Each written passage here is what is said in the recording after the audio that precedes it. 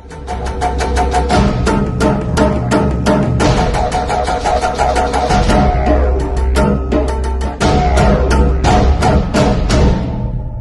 விண்ணையும் இந்த மண்ணையும் இந்த மண்ணில் என்னையும் அண்ட சராசரங்கள் அனைத்தையும் படைத்து பரிபாலித்து கொண்டிருக்கக்கூடிய எல்லாமல்ல ஏக இறைவனை வணங்கியும் தாய் தமிழ் உறவுகளுக்கு வாழ்த்துக்களையும் கூறி துவங்குகிறேன். இன்றைய தினம் நம் 2024 இந்திய ஒன்றிய அரசினுடைய புதிய அரசை தேர்ந்தெடுப்பதற்கான தேர்தலை எதிர்நோக்கி இருக்கிறோம். தேர்தலும் அறிவிக்கப்பட்டு தேர்தல் நடத்தை விதிமுறைகள் உடனடியாக இந்த தேசத்தில் அமல்படுத்துவதாக தேர்தல் ஆணையம் கூறியிருக்கிறது. அதை நாம் நம்பி தேர்தல் நியாயமாக நடக்கும் என்று கருதி இந்த தேர்தலை இந்த மக்கள் அனைவரும் சந்திக்கிறோம். நம்பிக்கையுடன் சந்தித்து இந்த தேசத்தை பிடித்த பீடைகளை அகற்றுவதற்கான முயற்சியில் இந்த தேசத்தின் மக்கள் அனைவரும் ஈடுபட வேண்டுமாய் கேட்டுக்கொள்கிறேன்.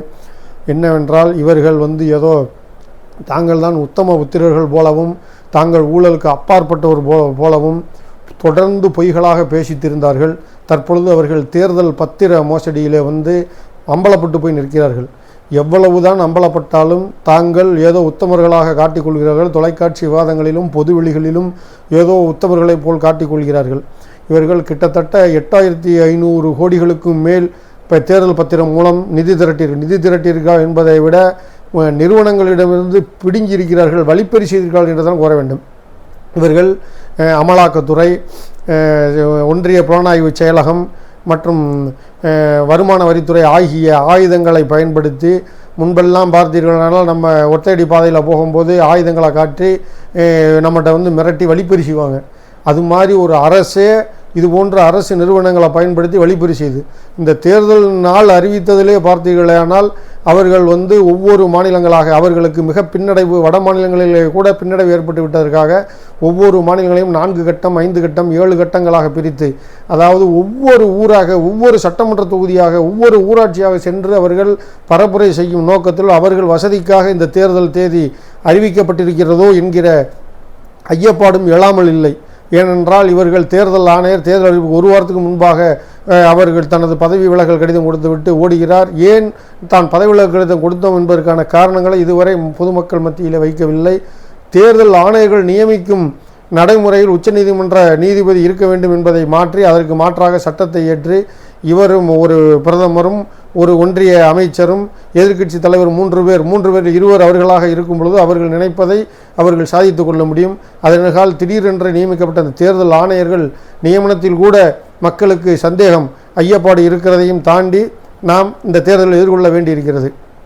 இந்த தேர்தல் பத்திரம் என்பது 2 வகையாக இருக்கிறது. ஒன்று, நிறுவனங்களிடமிருந்து மோசடி நிறுவனங்களில் ஐடி ரைடு இடி ரைடு நடத்துவதாக கூறி அவர்களிடம் நன்கொடை என்கிற பெயரில் வழிப்பறி செய்த தேர்தல் பத்திரம் ஒன்று.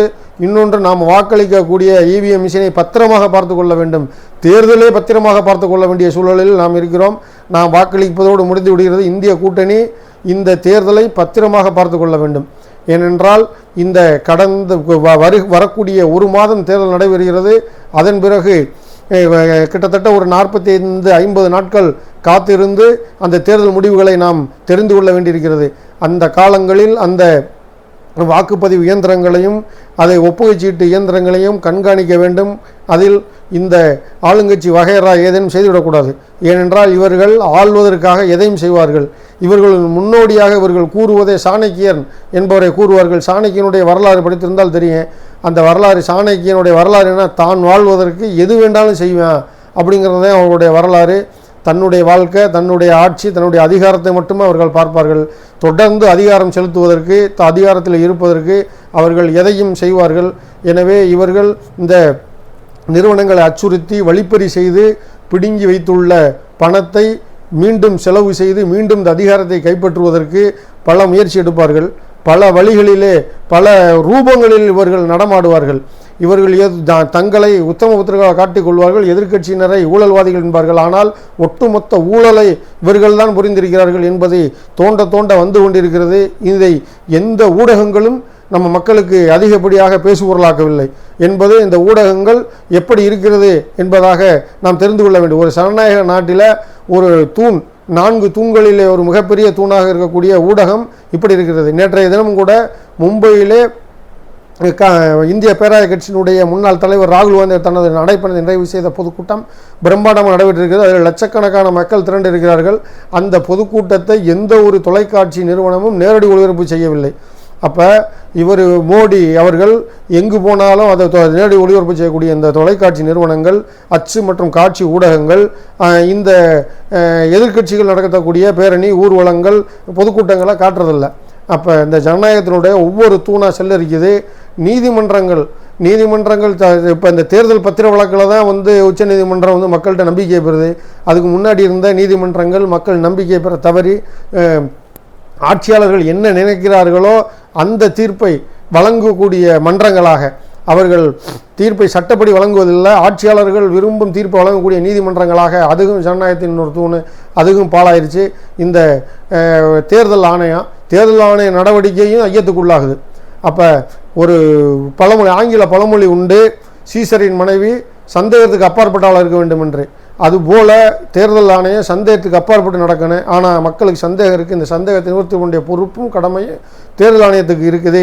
இந்த தற்போது தேர்தல் ஆணையர்களாக நியமப்பட்டவர்களே கூட சில அவர்களுக்கு சார்பு நிலை இருக்குது. அவருடைய வரலாறுகளை பார்த்தோமானா அவர்கள் அந்த பாரதிய ஜனதா, RSS, சங்கு பரிவார கட்சிகளினுடைய கொள்கை ஏற்றுக்கொண்டவர்களாக இருப்பதாகவே அவருடைய வரலாறும் அவருடைய கடந்த கால செயல்பாடு நமக்கு அறிவிக்குது. ஆனாலும் அவர்கள் தேர்தல் ஆணையரால் நியமிக்கப்பட்டிருக்கிறார்கள். நம்ம இந்த ஜனநாயகத்தின் உயர்ந்த கூறுகளை மதிக்க வேண்டும் அடிப்படையில் அவர்கள் நேர்மையாக நடந்து கொள்வார்கள் என்கிற எதிர்பார்ப்பில் இருக்கிறான். அதனால் தேர்தல் பத்திரத்தில் கையாடிய பணத்தை வைத்து இந்த தேர்தலை பத்திரமாக இல்லாமல் செய்து அவர்கள் வெற்றி பெறுவதற்கு 1000 வேலைகளை செய்வார்கள். சாணக்கியத்தனமான வேலைகளை செய்வார்கள். அதை சாணக்கியத்தனம், அறிவாளித்தனம் என்று கூறுவார்கள். ஆனால் அது பக்கா மோசடித்தனம் என்பதாக நாம் கூறுகிறோம். எனவே இந்த தேர்தல் பத்திர திருடர்களிடமிருந்து தேர்தலை பத்திரமாக பார்க்க வேண்டிய தேவை நமக்கு இருக்கிறது. நமக்கு மட்டுமல்ல, எதிர்க்கட்சிகளுக்கு மிக முக்கியமாக இருக்கிறது. இந்த இந்திய கூட்டணி கட்சியினர்களுக்கு இந்த பொறுப்பும் கடமையும் அதிகமாக இருக்கிறது. எனவே தேர்தல் பத்திர திருடர்கள் வருகிறார்கள், தேர்தலையும் திருட வருகிறார்கள். எனவே தேர்தல் பத்திர திருடர்களிடமிருந்து தேர்தல் திருடு போகாமல் பாதுகாக்க வேண்டும். தேர்தலை பத்திரமாக பாதுகாக்க வேண்டும் என்று கூறி வாய்ப்பு கண்டு விடைகிறேன். நன்றி.